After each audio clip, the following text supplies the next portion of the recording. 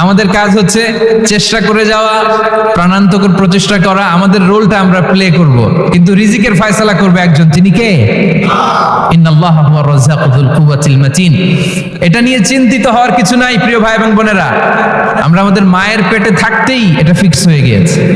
আমরা যখন মায়ের পেটে ছিলাম, ইন্না আহাদাকুম ইজমাউ খালকুহু ফি বাতনি উম্মিহি 40 ইয়াওমান সুম্মা ইয়াকুনু আলাকাতান মিসলা যালিক সুম্মা ইয়াকুনু মুদগাতান মিসলা যালিক।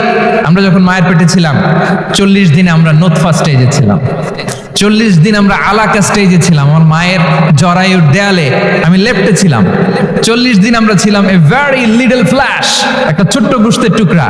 এরপর আল্লাহ তাআলা ফায়ুরসালু ইলাইহিল মালাক, মায়ের পেটে একজন ফেরেশতা পাঠালেন। ফায়ানফুখু ফিহির রূহ, he breathed into him the spirit, তিনি রূহের ফুৎকার দিলেন। ওয়া ইউমারু বিআরবা'i কালিমাত, চারটা জিনিস তখন লিখে দেয়া হলো। বিকাতবি রিজকিহি ওয়া আজালিহি ওয়া আমালিহি ওয়া শাকিয়ুন আও সাঈদ, তার রিজিক কি হবে লিখে দেয়া হয়েছে মায়ের পেটে যখন ছিলাম। আপনারা তো এখন চিন্তা করতেছেন, চিন্তিত, কিন্তু মায়ের পেটে থাকতে আল্লাহ তাআলা এই রিজিককে ফিক্স করে দিয়েছেন। সুবহানাল্লাহি ওয়া বিহামদিহি।